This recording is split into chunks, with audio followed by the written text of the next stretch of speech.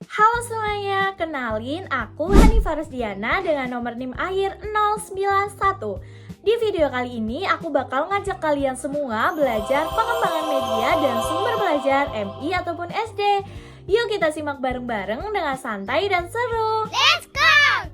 It's been a really messed up week. Some days torture, some days better. La la la, la la la.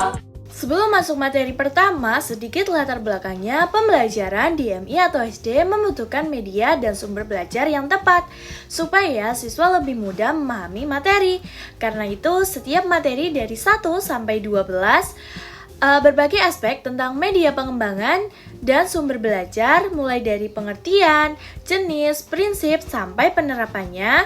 Rangkuman ini aku susun agar kita bisa melihat garis besar dari semuanya secara lebih jelas. Yuk kita langsung masuk ke materi pertama.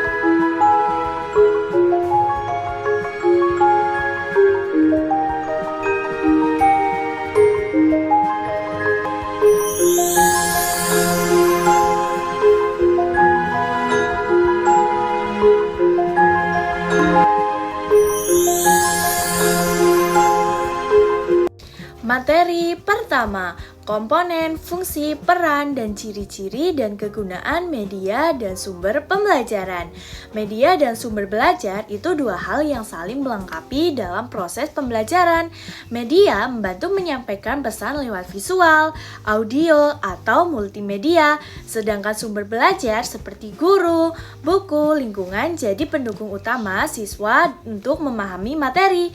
Keduanya membuat pembelajaran jadi lebih menarik, interaktif, dan mudah dipahami. Media juga berperan besar dalam meningkatkan motivasi, memperjelas konsep, serta membantu siswa belajar secara mandiri. Dengan perkembangan teknologi sekarang, media pembelajaran jadi semakin penting karena membuat proses belajar lebih adaptif dan sesuai kebutuhan siswa. Pada akhirnya, keberhasilan belajar sangat bergantung pada bagaimana guru memilih dan merancang media serta sumber belajar yang tepat. Kalau pemanfaatannya baik, pembelajaran bisa jadi lebih aktif, menyenangkan, dan belajar berpusat pada siswa. Selanjutnya, materi kedua, hakikat media dan sumber belajar SD atau MI. Media pembelajaran dan sumber belajar itu dua hal yang saling terkait dan gak bisa dipisahkan. Media berfungsi untuk menyampaikan informasi dan membuat konsep jadi lebih konkret dan menarik. Sementara itu, sumber belajar adalah segala hal yang membantu siswa mendapatkan pengetahuan dan pengalaman belajar. Kalau media dan sumber belajar digunakan secara bersamaan dan tepat, hasilnya bisa meningkatkan motivasi, pemahaman, dan partisipasi siswa. Jadi, penerapan yang baik akan menciptakan pembelajaran yang lebih interaktif, menyenangkan, dan bermakna, sehingga tujuan pendidikan dasar bisa tercapai. Selanjutnya, masuk ke materi ketiga, jenis media pembelajaran dan cara memilih sumber media pembelajaran. Jadi intinya media pembelajaran itu sangat penting untuk membantu guru menyampaikan materi supaya lebih mudah dipahami oleh siswa. Media bisa berupa visual, audio visual, sampai yang berbasis teknologi digital. Kalau dipilih dan bisa digunakan dengan tepat, media bisa dibikin pembelajaran lebih menarik dan interaktif. Nantinya dapat meningkatkan motivasi serta hasil belajar yang terbaik. Dalam memilih media, guru nggak bisa asal pilih, harus disesuaikan dengan tujuan pembelajaran, karakteristik siswa, kualitas media, dan ketersediaan sarana dan juga metode mengajarnya. Selain itu, faktor lingkungan, kebutuhan siswa, dan perkembangan teknologi juga berpengaruh. Makanya, guru perlu menyesuaikan media dengan situasi kelas. Dengan pemilihannya tepat, proses pembelajaran bisa jadi lebih efektif, menyenangkan, dan bermakna. Masuk ke materi keempat, prinsip penggunaan media pembelajaran dan klasifikasi media dan sumber belajar. Dalam proses pembelajaran, media tidak punya peran besar untuk membuat kegiatan belajar lebih efektif dan menarik. Kalau gurunya memilih media yang tepat, suasana kelas bisa jadi lebih interaktif dan siswa juga lebih termotivasi. Ada beberapa prinsip yang harus diperhatikan saat menggunakan media, seperti harus disesuaikan dengan tujuan pembelajaran, cocok dengan strategi yang dipakai, menarik, interaktif, efisien, layak secara teknis, dan bisa dievaluasi. Semua itu penting supaya pembelajaran benar-benar terasa bermakna. Selain itu, pemilihan media juga harus disesuaikan dengan karakteristik siswa, tingkat kesulitan materi, ketersediaan sarana, dan kemudahan penggunaannya. Setiap jenis media, baik visual, audiovisual, maupun digital, punya keunggulan masing-masing dan bisa dipakai untuk mendukung kompetensi belajar siswa. Jadi, semakin tepat media yang dipilih guru, semakin efektif proses belajar yang terjadi di kelas. Selanjutnya, masuk ke materi kelima. Model-model media dan sumber belajar anak MI ataupun SD. Kesimpulannya, media pembelajaran itu sangat penting karena membantu guru menyampaikan materi supaya lebih mudah dipahami siswa dan meningkatkan motivasi belajar. Media tersendiri dari pesan dan alat penampil, sedangkan sumber belajar bisa berupa orang, benda, tempat, ataupun lingkungan yang memberikan pengalaman belajar. Sekarang dengan kemajuan teknologi, pilihan sumber belajar semakin banyak, guru tinggal menyesuaikan dengan kebutuhan dan karakteristik siswa. Media pembelajaran sendiri punya beberapa model yaitu audiovisual. Sumber belajar juga meliputi pesan, orang, bahkan atau program alat, dan metode serta latar. Untuk aplikasiannya, penyampaian materi bisa menggunakan PowerPoint, video script, atau Mingenius, sedangkan penilaian bisa menggunakan Google Form, Quizzes, Kahoot, atau Educandy. Semua ini bisa membantu pembelajaran jadi lebih efektif dan menarik. Selanjutnya, masuk ke materi ke-6.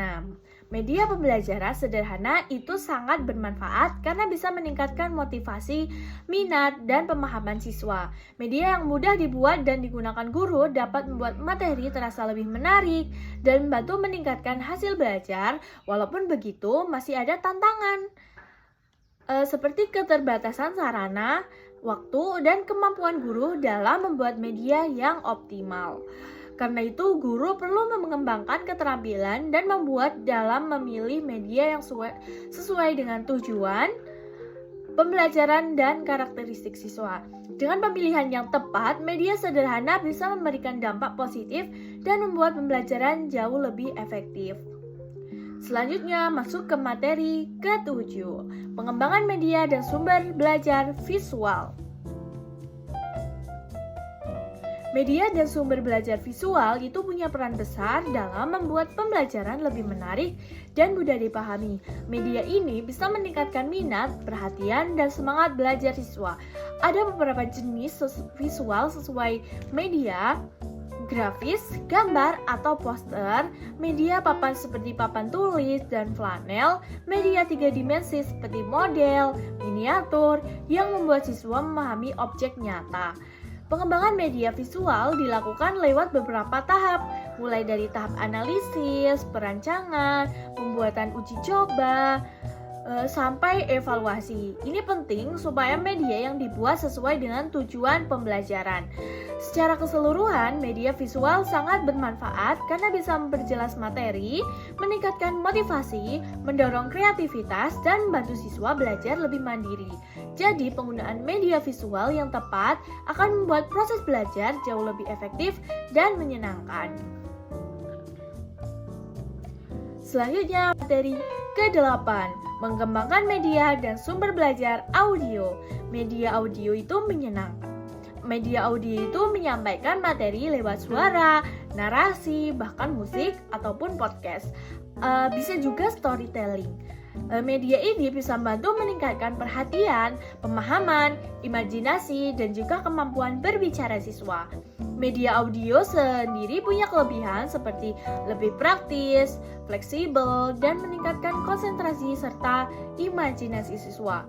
Tapi ada juga kekurangannya seperti tidak menampilkan visual, membutuhkan kemampuan mendengar yang baik, dan interaktivitasnya terbatas.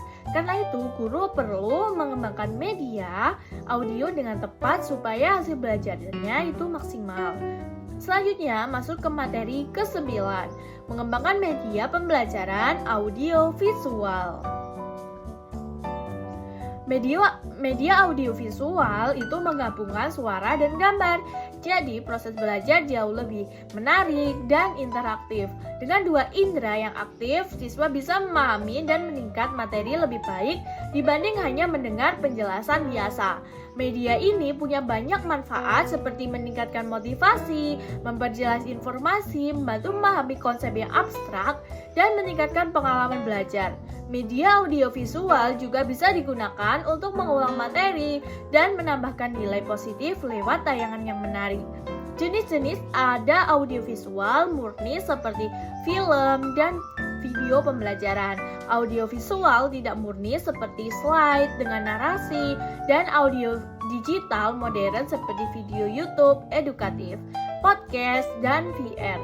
Jadi dengan memanfaatkan berbagai bentuk media audiovisual, guru bisa membuat pembelajaran lebih hidup, efektif, dan menyenangkan. Selanjutnya masuk ke materi 10. Perkembangan dan penggunaan media berbasis teknologi. Dalam makalah yang udah dijelaskan oleh teman-teman aku, membahas perkembangan media berbasis teknologi seperti digital, internet, dan multimedia yang lebih mengubah banyak aspek kehidupan, termasuk pendidikan, bisnis, interaksi sosial, dan dampak positifnya. Teknologi mempermudah akses informasi, membuat pembelajaran jauh lebih menarik, interaktif, dan efektif. Namun ada tantangan seperti hoax, cyberbullying, dan kecanduan teknologi. Maka dari itu pendidikan kritis penting agar pengguna, terutama remaja, bisa menggunakan teknologi secara bijak. Kesimpulannya, media berbasis teknologi sangat dibutuhkan di era digital ini, asalkan disertai dengan pengawasan dan pendidikan karakter yang memadai. Selanjutnya masuk ke materi 11, pengembangan media dan sumber belajar berbasis komputer dan interaktif video. Media pembelajaran berbasis komputer dan video interaktif membuat belajar lebih seru dan fleksibel. Dalam perencanaannya, kita bisa menggunakan pakai model ADDIE yang terdiri dari 5 tahap seperti analisis kebutuhan, desain itu merancang media, development membuat media, improvement menggunakan media, dan evaluation menilai aktivitas. Dengan pendekatan ini, media bisa membantu kebutuhan siswa, meningkatkan motivasi, pemahaman, dan keterampilan abad 21. Selanjutnya masuk ke materi terakhir, yaitu materi ke-12, mengembangkan media dan sumber belajar berbasis web dan ICT. Pengembangan media berbasis web dan ICT sudah menjadi salah satu keharusan di era digital saat ini. Dengan mengikuti tahapan desain ADDIE dan proses prinsip-prinsip dengan yang tepat, kita bisa menciptakan media pembelajaran yang interaktif, fleksibel, dan terstruktur efektivitasnya. Dengan begitu, kualitas dan efisiensi proses belajar mengajar akan meningkat. Jadi, penggunaan media berbasis teknologi bukan hanya sekedar tren, tapi sebuah kebutuhan untuk meningkatkan pembelajaran yang lebih efektif, bermakna, kreatif, dan inovatif. Nah, itu tadi teman-teman 12 materi pengembangan media dan sumber belajar MI ataupun SD. Semoga penjelasan tadi bisa bantu kalian ngerti gimana media dapat dikembangkan, dipilih, dan digunakan dalam proses belajar supaya pembelajaran jadi lebih hidup dan bermakna. Terima kasih sudah mengikuti video aku dari awal sampai akhir. Semoga materi tadi bisa dipakai untuk tugas ataupun praktik belajar nanti. Tetap semangat belajar dan jaga kesehatan. Sampai ketemu di video aku berikutnya.